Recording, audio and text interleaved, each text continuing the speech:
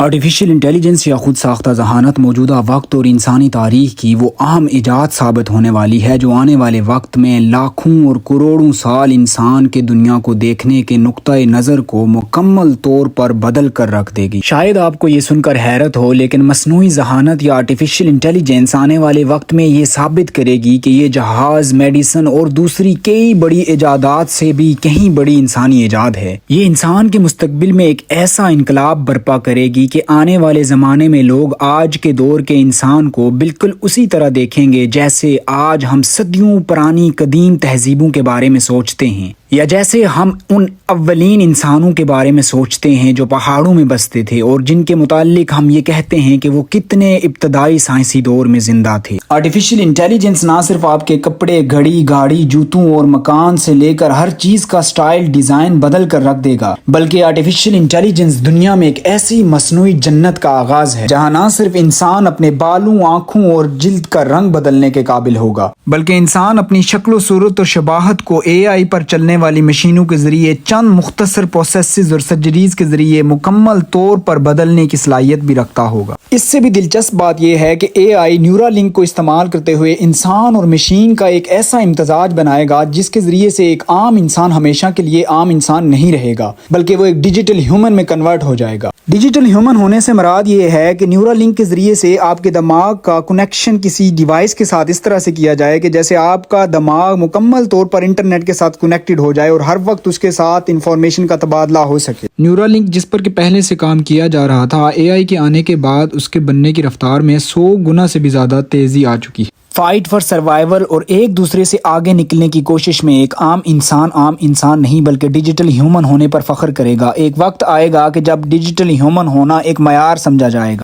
Artificial intelligence کے ساتھ نیورالنک کی کامیابی سائنسی دنیا میں وہ انقلاب لائے گی جو آج تک انسانی تاریخ میں تصور بھی نہیں کیا جا سکتا تھا۔ ذرا تصور کریں، ہم جس دور کو ترقی یافتہ کہتے ہیں، حقیقت میں ہم ابھی ترقی کے بالکل ابتدائی مراحل میں ہیں۔ اگر آج بھی ایک چھوٹا سا خون کا لوتھڑ کسی انسان کے دل کی نالی میں جم جائے تو وہ چند منٹوں میں اپنی زندگی سے ہاتھ دھو بیٹھتا ہے۔ کیا یہ ترقی ہے؟ یہ تو در حقیقت انسانیت کی توہین ہے کہ ہم چاند پر پہنچ چکے ہیں، مصنوعی ذہانت یا آرٹیفیشل انٹیلیجنس بنا چکے ہیں، مگر آج بھی ایک چھوٹا سا بلڈ کلاٹ کسی کی بھی جان لے سکتا ہے۔ آرٹیفیشل انٹیلیجنس کو استعمال کرتے ہوئے نینو ٹیکنالوجی کے ذریعے سے مائکرو روبوٹس کا ایسا نیٹ ورک بنایا جائے گا جو ہمیشہ انسان کے جسم میں رہے گا۔ وہ انسانی جسم میں ہونے والی چھوٹی موٹی توڑ پھوڑ کو نہ صرف ریکنسٹرکٹ اور تعمیر کرے گا بلکہ انسانی جسم میں خون کے جمنے کی وجہ سے ہونے والی بڑی بیماریوں جیسے کہ ہارٹ اٹیک اور برین ہیمریج تک کو ٹھیک کرنے کی صلاحیت رکھتا ہوگا۔ بایو ٹیکنالوجی اور نینو روبوٹس انسانی جسم کو ہمیشہ جوان اور طاقتور رکھیں گے۔ جسم بیمار نہیں ہوگا،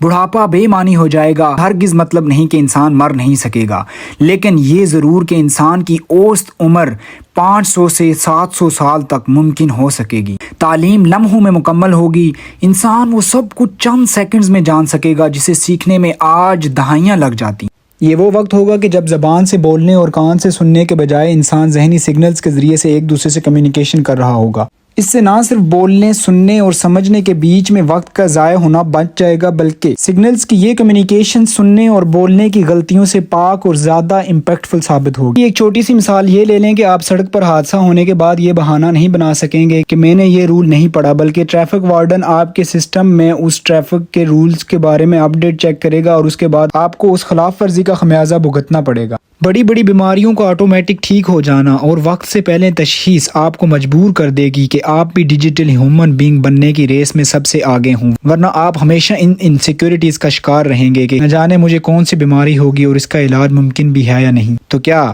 آپ ڈیجیٹل ہیومن بینگ بننے کی ریس میں جانا چاہیں گے یا نہیں؟ تو یہ بات کہنا کہ ایک دن آرٹیفیشل انٹیلیجنس انسان پر حکومت کرے گی بے معنی ہے، کیونکہ جب انسان خود ڈیجیٹل ہیومن بینگ میں کنورٹ ہو جائے گا تو وہ ایک عام انسان رہے گا ہی نہیں، بلکہ ایک ڈیجیٹل ہیومن بینگ انسان اور مشین کا ایک ایسا امتزاج ہوگا کہ انسانیت شاید کہیں ناپید ہو کر رہ جائے گی۔ تو دوستو، جانے سے پہلے چینل کو سبسکرائب ضرور کیجئے گا اور بیل آئیکن کو ضرور دبائیے گا، کیونکہ آنے والے وقت میں اس سے بھی کہیں اچھی ویڈیوز آپ کو دیکھنے کو ملیں گی۔ شکریہ۔